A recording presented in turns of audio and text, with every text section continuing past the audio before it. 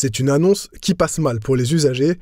Les tarifs du TER Grand Est augmenteront de 4% à partir du 1er septembre 2023, puis de 3% au 1er janvier 2024. Cette double augmentation tarifaire a été adoptée par le Conseil régional. Elle correspond à l'accroissement des charges, plus 57 millions pour 2023, sur un budget de 530 millions d'euros. La dernière augmentation tarifaire date de janvier 2022. Depuis le 10 juillet, la rue des Allemands est totalement piétonne. Alors avec cette expérimentation, la ville souhaite sécuriser les déplacements des piétons et des cyclistes et aussi renforcer l'attractivité du quartier. Alors après une semaine de tests, qu'en pensent les habitants? On est parti à leur rencontre.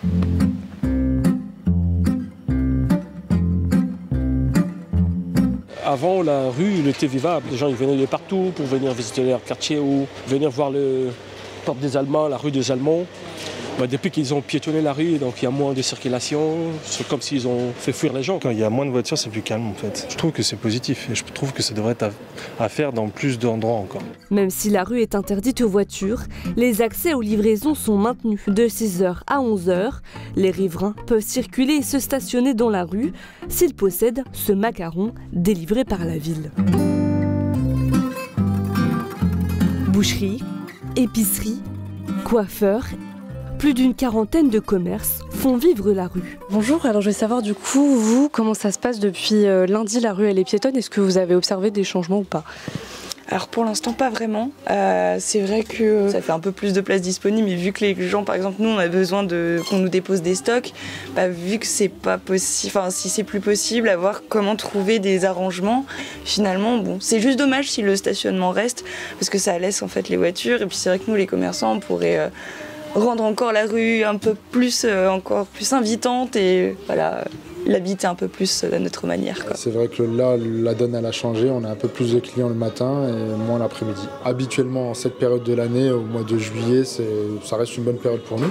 Et là, effectivement, on ressent quand même une baisse de chiffres. On perd beaucoup de clientes. Parce que ici, les gens ils passent ici pour garer, pour acheter des choses. La solution, c'est juste, si c'est possible pour la mairie, pour ouvrir la route, peut-être à 10h jusqu'à 19h. Comme ça, on peut vendre. Comme ça, les gens ils peuvent passer pour acheter des choses. Mais le soir, ils peuvent fermer. La piétonisation de la rue des Allemands sera-t-elle pérenne? Le bilan de cette expérimentation sera tiré en septembre prochain.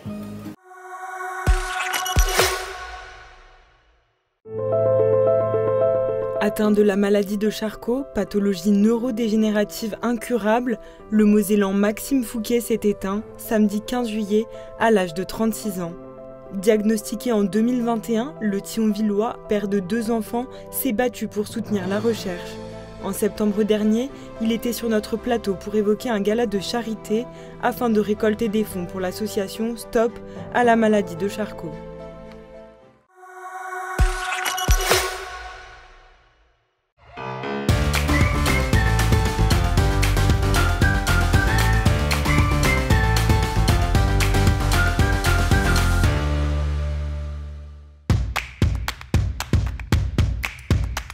Un bilan assez chargé, je dirais que c'était une année vraiment très très dense.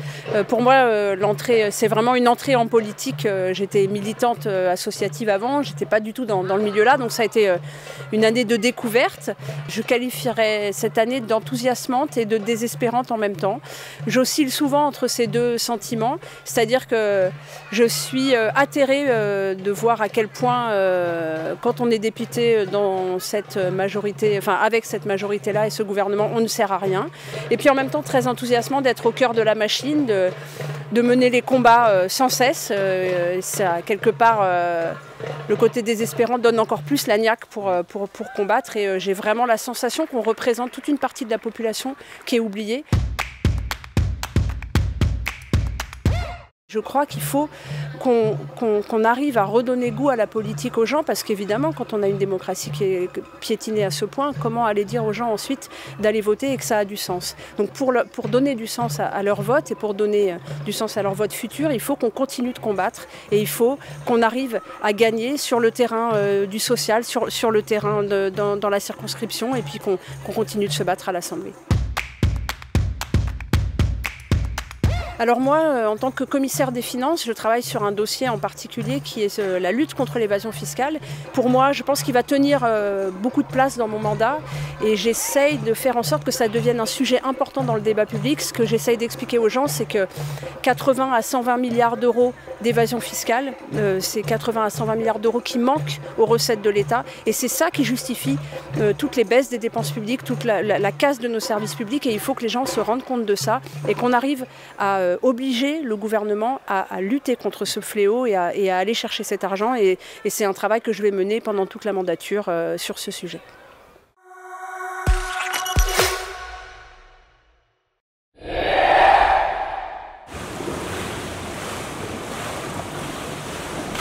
Depuis le samedi 15 juillet, ces 11 nageurs boliviens de 11 à 20 ans s'entraînent à la piscine de Forbach en vue des Jeux Olympiques de Los Angeles 2028. Ça me fait plaisir beaucoup parce que ici on a plein de temps, on a les installations et ça doit être pour être meilleur tous les jours. Pendant 2 semaines, jusqu'au 1er août, l'équipe bolivienne de natation va s'entraîner 2 fois par jour au sein de cette piscine qui vient tout juste d'être rénovée. C'est un honneur pour nous, d'autant plus qu'on a quand même investi 8 millions dans la rénovation de la piscine, donc c'est vraiment un plus. Et ça veut dire que le travail a été reconnu et que voilà, c'est une des plus belles piscines de l'Est-Mosellan. En Bolivie, il y a des infrastructures, mais elles ne fonctionnent pas. Et elles ne sont pas utilisées par les équipes de natation. Ici, tout fonctionne bien.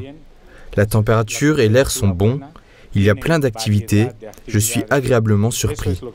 Et pour moi, c'est mieux d'avoir tout ça plutôt qu'une énorme infrastructure qui ne fonctionne pas.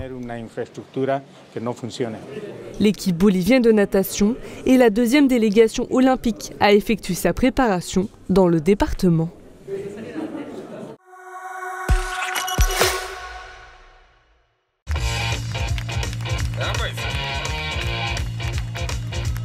Retour du Graouli représenté par ses écailles, réapparition de la couleur jaune dorée de la pierre de Jaumont. Pour la saison prochaine en Ligue 1, le FC Metz voulait créer une certaine identité autour de ses nouveaux maillots et ça plaît aux supporters. Je trouve très réussi et je suis particulièrement heureux de voir de manière symbolique le retour de Graouli sur notre maillot et sur nos couleurs, donc ça me fait plaisir. Mais je suis vraiment pas déçu du jaune, je trouve que c'est quelque chose qui change et qui nous représente bien. Puis le fameux grenat, ça change pas, ça reste là et c'est toujours aussi efficace. Le retour effectivement aux anciens maillots, aux traditions, c'est important aussi pour nous. Cette référence aussi au passé industriel et métallurgique, c'est important aussi pour la Moselle. Le Graouli présent, un symbole du club synonyme de force et courage. Le maillot extérieur jaune reprend une couleur historique, remémorant l'équipe vice-championne de France de 98.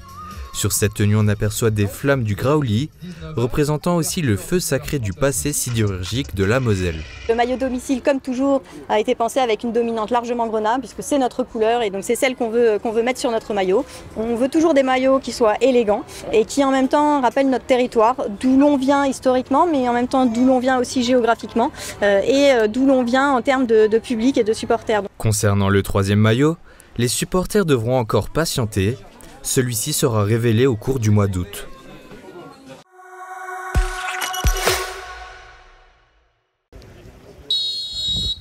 Pour son 2e match de préparation, le FC Metz enchaîne par une victoire 2-1 grâce à des réalisations de Joseph et du revenant Mikotadze. Une rencontre qui se jouait face à un adversaire que les Grenats connaissent bien, le Royal FC Serein. Le club satellite a ouvert le score grâce à l'ancien Messin Mathieu Cashback. Donc tant mieux pour lui, c'est bien, c'est un bon jeune comme beaucoup qu'ils ont prêté. Hein. On pense à Georges, on pense à Guillaume qui ont été prêtés puis qui maintenant sont là. Et Georges n'a pas fini meilleur buteur de Ligue 2 pour rien. Je trouve ça très bien parce que ça permet aux jeunes joueurs de pouvoir évoluer sur un assez bon club quand même malgré leur descente en D2 belge. C'est pas évident, c'est un peu mieux que de jouer en National 2 au niveau de la réserve. Donc c'est aussi bien qu'ils soient prêtés là-bas, les jeunes, pour évoluer et puis pour acquérir de l'expérience et puis que ça tienne la route, quoi. Une rencontre poussive pour les Messins, mais pas d'inquiétude pour l'entraîneur Laszlo Bologna. Ce dernier considère ces matchs comme des entraînements. Prestation faible, tenant compte fin de premier cycle de travail. Ce matin, les joueurs ils ont fait un très très bon entraînement, mais assez dur aussi. Peut-être ça, et la fatigue physique et mentale aussi, qu'ils attendaient quand même la fin de semaine. Le FC Metz effectuera ce lundi 17 juillet un stage de 8 jours dans les Vosges à Vittel.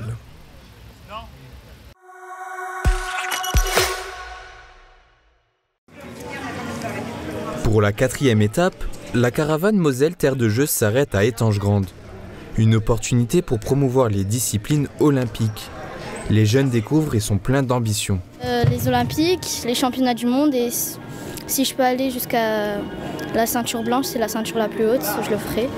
Une journée permettant de donner envie aux personnes de s'inscrire dans des clubs, que ce soit pour de la compétition ou du loisir. Que ce soit des plus jeunes ou moins jeunes, d'attirer des gens qui seraient intéressés pour pratiquer le tennis de table, donc vraiment pour tous les publics. Ce moment de découverte peut créer une ouverture d'esprit et une certaine émulation, un engouement qui donne envie d'investir. Donc nous, on est juste ceux qui donnons un élan supplémentaire, mais je crois que ça doit nous motiver également pour améliorer nos structures. On a besoin de salles, on a besoin de terrain, et c'est à partir de moments, de temps forts de ce type qu'on peut améliorer nos structures. L'ambition est d'accompagner un public qui souhaite se divertir, tout comme les futurs athlètes aux potentielles carrières de haut niveau. Et c'est aussi ça les Jeux Olympiques, parce que chaque grand champion olympique, chaque grand champion sportif a d'abord signé une licence dans un petit club, et c'est comme ça qu'a commencé la grande carrière. La ville de Étanges-Grande compte 2400 licenciés au sein de ses différents clubs de sport.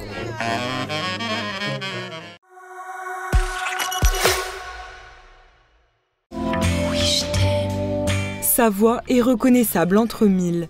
La plus française des chanteuses anglaises, Jane Birkin, s'est éteinte dimanche 16 juillet à Paris à l'âge de 76 ans.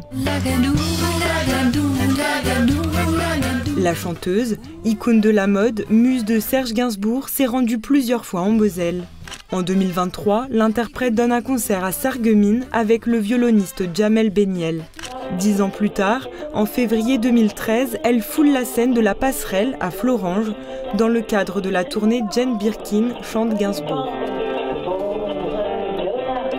Dernière date de son passage en Moselle, le 20 octobre 2018, pour Birkin Gainsbourg, le symphonique. La chanteuse fait une apparition sur la scène du théâtre de Thionville pour interpréter 3 extraits avec les 60 musiciens du symphonique Thionville-Moselle.